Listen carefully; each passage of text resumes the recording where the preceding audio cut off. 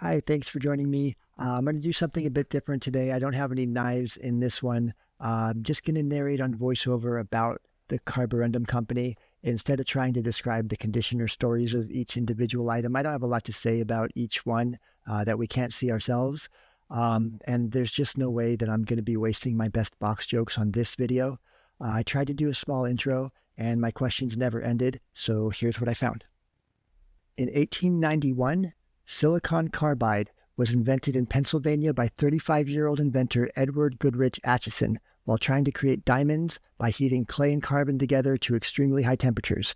The silica in the clay reacted with carbon under intense heat, producing the first synthetic silicon carbide.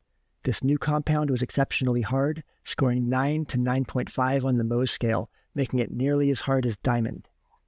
With an ever-growing demand for effective sharpening tools at the turn of the century, and his new material's power as an abrasive, Acheson got a patent for his method to create silicon carbide, known as the Acheson method, and set off to dominate the abrasive industry.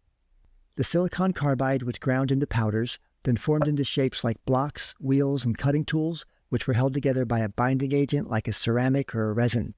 They produced abrasives such as sharpening stones, grinding wheels, and sandpaper. Different grain sizes of powder were marketed for different applications, ranging from heavy-duty grinding to precision polishing.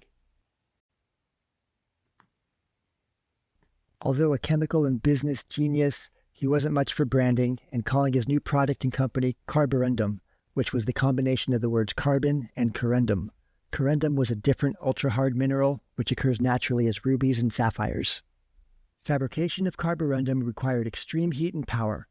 That same year, in 1891, his friend Thomas Edison, instead of urging him to change the business name to something a bit more reasonable, urged him to generate his own electricity to power his electric furnaces in Michigan.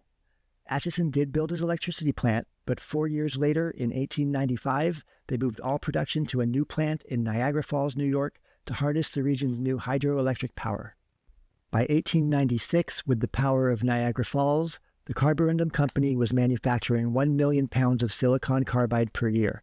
In 1901, a decade after its founding, Acheson was forced out of his own company. After all the infrastructure in Niagara, his investors wanted a stronger focus on profits.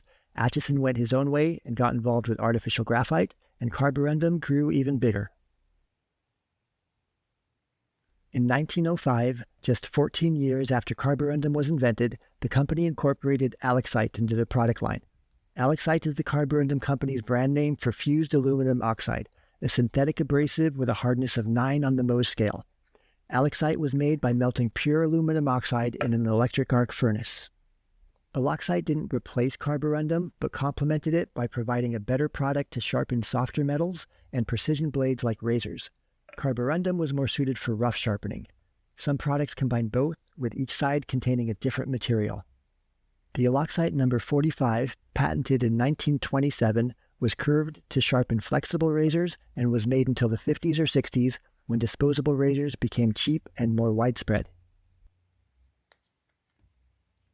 In 1978, the Carborundum Company was acquired by Saint-Gobain, a French multinational corporation. Its operations were integrated into Saint-Gobain's abrasive division, and they still make abrasives today under the Carborundum name. I asked Grok how many sharpening stones they sold over the years, and it literally said zillions. Not as many exist in these conditions today. Thanks for joining me. Usually I have knives. Next up will be another video without knives. I'm going to start my case series, but with some miscellaneous items. Then I'm going to shake things up and do the case line from oldest to newest. So if you'd like to join me with my dad's knife collection, please subscribe.